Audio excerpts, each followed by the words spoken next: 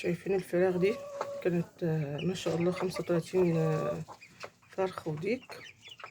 بصوا شكلها عامل ازاي، كل يوم يموت طبعا ديكين فرخة. الأكتر يعني كان فرختين يعني فراخ، ما بيموتش الديوك.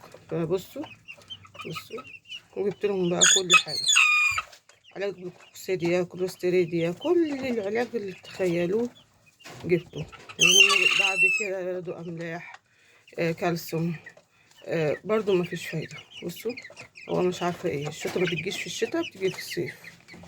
التنظيف زي ما انتم شايفين بقى، كل يوم ننضف. النهارده اهو بصوا الارض عامله ازاي، والنهارده ميعاد التنظيف. بصوا يوم ويوم. الفراخ امبارح برضو جبت لهم امبارح، طبعا اخر ما زهقت كلمت المهندس الزراعه قلت له خدوا العلاج ونفس الحكايه برضو بيموتوا، اعمل ايه؟ انا زهقت يعني. قال لي مفيش الا التشريح بقى، تشرحي وتديكي العلاج. طب انا هشرح وبعد ما تديني علاج بقد كده، اصلهم مش في المزرعه يعني ان انا اجيب علاج بقد كده عليهم.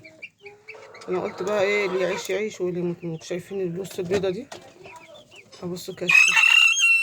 واكتره بيبقى بياكل وياكل وبيشرب وبينشف، معرفش فيه ايه. الحمد لله على كل حال.